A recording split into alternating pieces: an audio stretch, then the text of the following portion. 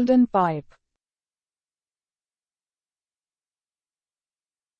विकी सप्री नाम की एक गरीब लड़की अपने परिवार के साथ एक छोटे से गांव में रहती थी और उन्हें बहुत कठिनाइयों का सामना करना पड़ता था। एक रात विकी ने भगवान से धन की प्रार्थना की और रोती हुई सो गई। अपने सपने में उसने देखा कि उसके गांव के पास रेत में एक खजाना दबा हुआ है। सपना इतना वास्तविक लगा कि वो उस जगह जाने से खुद को रोक नहीं पाई। उसने अपनी कमर तक जमीन खोदी और एक पुराने गंदे कपड़े में लिपटा हुआ एक सुनहरा पाइप पाया।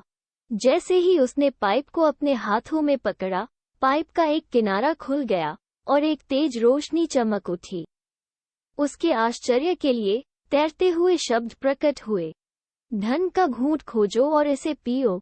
विकी ने दौलत के घूंट की तलाश शुरू की।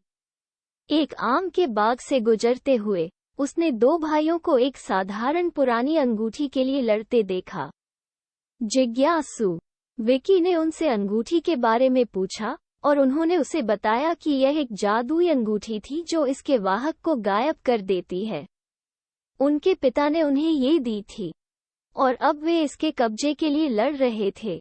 विकी ने उन्हें ये कहकर फुसलाया कि वो अंगूठी पहनेगी, जो भी उसे अंगूठी पहने हुए मिलेगा वो न केवल अंगूठी का मालिक बनेगा बल्कि उससे शादी भी करेगा। भाई सहमत हो गए और आगे क्या हुआ होगा आप जानते हैं। उसने अपनी यात्रा जारी रखी। विकी एक नदी के पास से गुजरी और उसने एक बच्चे को रोते देखा। बच्चे ने उसे बताया कि उसके दादा नदी में डूब गए थे और अब वह अकेले घर लौटने से डर रहा है। विकी ने उसकी मदद की लेकिन लुटेरों के जाल में फंस गई। लुटेरों ने उससे पैसे मांगे लेकिन उसने कहा कि उसके पास पैसे नहीं हैं। हालांकि उसने उनके लिए सोना बनाने का वादा किया। लुटेरों ने सहमति व्यक्त की और अग्नि अनुष्ठान के लिए प्रावधान किया।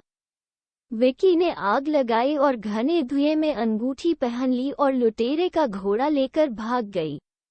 आखिरकार वो एक बूढ़े व्यक्ति के पास पहुंची जिसने अपनी पतंग मांगी जो उसके सौतेले भाई के आम के पेड़ में फंस गई थी। विकी उसके सौतेले भाई के पास पतंग मांगने गई लेकिन उसने उसे बताया कि अबेला नाम की एक और लड़की ने पतंग ले ली है। वापस लौटते समय विकी को डाकुओं ने पकड़ लिया और उन्होंने उसे जेल में डाल दिया। जेल में विकी अबेला से मिली और उससे दौलत की चुस्की के बारे में पूछा। विकी ने लुटेरों से जो घोड़ा लिया वह बहुत चालाक था और विकी को बहुत पसंद करता था। रात में घोड़े ने चुपचाप कारागार का लकड़ी का गेट तोड़ दिया और लड़कियों को मुक्त कर दिया। अबेला घोड़े के साथ चली गई और विकी ने अपनी अंगूठी पहन ली। दौलत के गिलास की चुस्की और जादुई पतंग लेकर वह फिसल गई और दोनों लड़कियां रात के अंधेरे में ओझल हो गईं।